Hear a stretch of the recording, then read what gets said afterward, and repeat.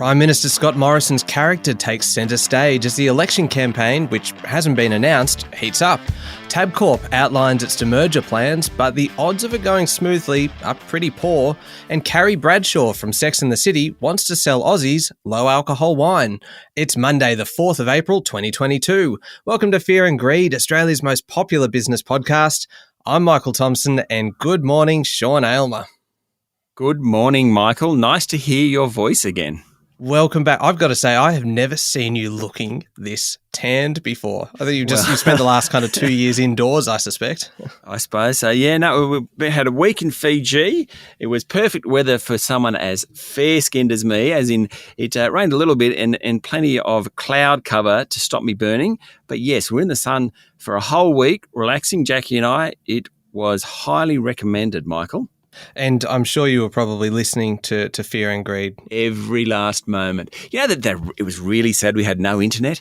So there was one spot on the resort we could actually log on, and I did that for the first day or two.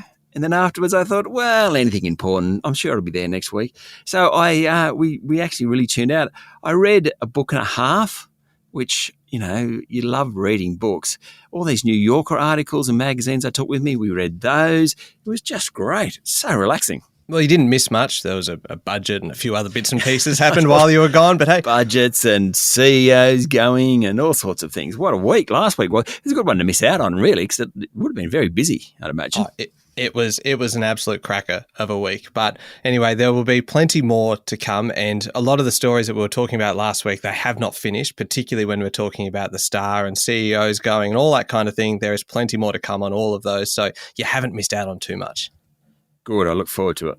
Now, immediately after the show, stay listening as well for our chat with Evan Lucas from InvestSmart. It's a really pretty broad look at investing through volatility, but we'll have a bit more of a chat about that one later. The main story this morning, Sean, and it's going to be the main story for the next 6 weeks, really, is the upcoming federal election. Federal Treasurer Josh Frydenberg has put up a stout defence of Prime Minister Scott Morrison, saying he doesn't have a racist bone in his body. Yes, Michael, of course, all this comes after Michael Tauck said Mr Morrison racially vilified him during a pre-selection battle for the seat of Cook in New South Wales 15 years ago. Cook, of course, is the Prime Minister's federal seat based in Sydney South, and Mr Morrison was running against Mr Tauck at the time. Sean, could the race issue actually end up being a bit of a wild card in the upcoming election? We kind of think we know all of the issues that the election's going to be fought on, but could the race issue become a major part of this? It could, but I think more broadly, I think Mr Morrison's character, as demonstrated by the racism claims and last week's bullying claims from outgoing Senator Conchetta Fierravanti-Wells, are increasingly being focused on, particularly by the opposition and obviously the electorate as well, adding purported text messages from Coalition leader Barnaby Joyce and former New South Wales Premier Gladys Berejiklian over the past couple of years. Of course, there's last year's comments from French President Emmanuel Macron saying that Mr Morrison lied. Put all that together, it's going to be a pretty tough campaign for the coalition, and that character issue is an area that Labor leader Anthony Albanese does pretty well on and probably holds a lead over his counterpart. So when is it actually going to be called and when's it going to be held, the election? Well, the election must be held by May 21. It must be on a Saturday, and the Prime Minister has to give 33 days' notice. So Mr Morrison has a maximum of 2 weeks to visit the Governor-General and call a poll. Normally, but not always, in fact, it didn't happen last time, but normally a poll is called on a weekend, and Mr Morrison has previously said it will be mid-May. My money is on a poll being called next weekend, though that may not be smart money as such. It feels like calling the election is really just a bit of a formality, really, because Labor is well and truly already in campaign mode. Sure is. It's busily saying it won't take to the election any of the disastrous tax plans it took last time around. Specifically yesterday, it was about changing family trust tax policy. According to Opposition Treasurer spokesperson Jim Chalmers, it ain't going to happen. Labor's also dropped the idea of limiting to $3,000 the deductibility of tax advice. It's dumped other proposals, such as its franking credits policy and the curbing of negative gearing and capital gains tax deductions for investors. All of those things proved a disaster last time round. Now, mostly because of COVID, Labor hasn't been cited much by a large chunk of the electorate over the past couple of years. This campaign will be intense. And, Michael, it wouldn't surprise me if many voters actually make up their mind about how to vote during the campaign itself. All right. Now, how did the local market finish on Friday, Sean? Well, the S&P ASX 200 finished slightly lower to 7,494 points. For the week, the index was up nearly 1.2%. That's a pretty good effort. That's 3 weeks in a row of rises. And the miners and the energy sectors are the groups doing particularly well at the moment. And what about global markets? Well, expectations in the United States of a bunch of rate hikes this year is growing, and the bond market, which is normally a pretty good predictor of what's going to happen in the economy, is saying that rates will jump in the next couple of years and then fall again as the world's biggest economy eventually falters. Figures over the weekend show that 426,000 jobs were created last month in the US, pushing the unemployment rate down to 3.6%. That's almost back to pre-pandemic levels. It's not quite oranges and oranges with Australia and the US because the way they measure it is very different, but still 3.6% is back to pre-pandemic levels. That's good news.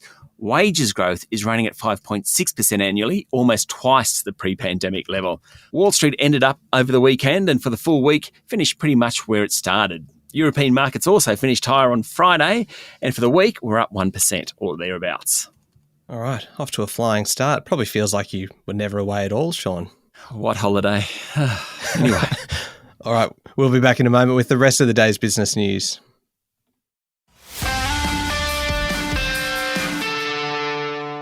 Sean, lottery business Tats is trying to unwind its 2017 merger with punting business Tabcorp. The old school but reliable business of running lotteries was never really a great fit for Tabcorp. They're obviously focused on fending off competition from the online bookmakers. Yes, I think that's right. Under demerger plans, Tats would go back to running lotteries and take over Tabcorp's Keno, which you see in pubs and clubs around the country. The company will rename itself the Lottery Group. Now, games like Powerball and Tats Lotto aren't quite as sexy as horse racing, but the Lottery Group will be an $11 billion business sitting comfortably in the top 50 ASX-listed companies. But Sean, Peter V'landys, who's the very high-profile CEO of Racing New South Wales, isn't happy, and when it comes to racing, he is very powerful. Incredibly powerful. You kind of need Peter V'landys on your side. He's threatening to go to court to block the demerger because he says it will leave Tabcorp seriously weakened, which is very true. Now, punting on horse racing raises big money for the racing industry, and V'landys says he has the interests of 50,000 working in the industry to protect. In contrast to the Lottery Group, a demerged Tabcorp would have a value somewhere in the mid $2 billion range and has been returning a diminishing amount of money to the racing industry for several years now. There's plenty of competition in the betting marketplace. In addition to overcoming Mr. V'landys, Tabcorp also needs regulatory approval for the proposed demerger. Still a long way to go on that one. Yeah, sure is. Now, how about this one? Domain Holdings, Sean, is looking to raise $180 million to buy online real estate campaign management platform Realbase. Domain is going to raise the money by selling shares at $3.80 each, which is a discount on the trading price at Friday's close of $4.01. Yes, I think this is really interesting. Companies like Domain and REA, its main competitor, are looking for every possible advantage going forward, particularly as the housing market comes off the boil. Domain's a leading property technology and services business focused on the Australian property market, and it's best known for its real estate website. Realbase provides marketing services to real estate agents. So you see how that works. Domain said it will pay $180 million in cash, plus potentially another $50 million from 2024 if certain performance targets are met. And still on the same subject, Sean, house prices fell marginally in Sydney and Melbourne last month, and there are warning prices will continue to fall now in both cities. Prices peaked over the summer in Australia's two biggest cities, no doubt about that, and many analysts, as you mentioned, believe that they've now entered into the first phase of a downward cycle. But the average house price in Sydney, remember, has risen by nearly 28% between September 2020 and January 2022. So home owners are still comfortably ahead. Melbourne's home prices increased by value by an average of 17% between October 2020 and February this year. The major banks now are saying that house prices will fall by about 7% in Sydney and 6% elsewhere around the country. Now, Sean, on Friday, another glass ceiling broke with Treasurer Josh Frydenberg appointing a woman to the role of Reserve Bank Deputy Governor. Current Reserve Bank Assistant Governor Michelle Bullock got the official nod. Yes, and good on Ms. Bullock. She's a very respected economist who's worked at the Reserve Bank since 1985. She came in as a graduate and has been there ever since. She was promoted to the Assistant Governor's role in 2010 and since 2016 has been responsible for overseeing financial stability tasks. When not doing that, Ms. Bullock serves as a member of the Council of Financial Regulators. Now, Michelle Bullock's appointment follows the surprise departure of Deputy Governor Guy Debelle earlier this month. The big question, though, is whether she's the most likely candidate to take the top job when Governor Philip Lowe finishes up in the second half of next year. Michael, that's when we'll really find out whether the glass ceiling has been smashed or not. All right. Now, Sean, we mentioned the Star Group at the start of the show, and last week was obviously a big week for the Star with the CEO, Matt Bechier, resigning. There could be more executives to go in coming weeks. Yes, over the weekend there were reports that Group Chief Financial Officer Harry Theodore will step down. The fallout from the New South Wales inquiry into the group continues, and of course on Friday, Chairman John O'Neill added the role of CEO to his duties. He'll be very, very busy, Mr. O'Neill. Now, Sean, are you a big Sex and the City fan? No, not really. Many of my friends, mostly female friends to be honest, loved the show. And of course have seen the movies that have come out subsequently, but I can't say I was a huge fan. What about you? Oh, no. Look, I didn't really get into it, but it's one that my wife kind of recently rewatched pretty much the whole series, and it's one of those shows that you might be walking through the lounge room when it's on and you just go, oh, I'll just see what's going on quickly, and then you sit down and then just ask kind of what's that character doing and how do they know that one, and in the end you get kicked out anyway, so you can't keep watching it because you've been too annoying. But anyway, I'm sure there will be plenty of people very keen to see that Sarah Jessica Parker, the show's star, has partnered with ASX-listed Australian Vintage to launch a low-alcohol wine in Australia. Yes, the Financial Review is reporting that the New York-based actress, better known, of course, for her role as Carrie Bradshaw in Sex and the City. If you don't watch the show, she's kind of the main character and narrates the show. She'll be the face of a low-alcohol Sauvignon Blanc, Rosé, Red Blend, and Prosecco. Slightly ironic because in the show, she and her three friends drink consistently. Anyway, the new bottles of wine will have 7% alcohol. That's about half the normal amount and under 100 calories a glass. That's what the marketing material is saying. Ms. Jessica Parker joins a growing list of celebs backing wines. We've got Ricky Ponting wines, for example, Jennifer Hawkins' Session Tequila, and of course, Snoop Dogg's collaboration with Treasury Wine Estates.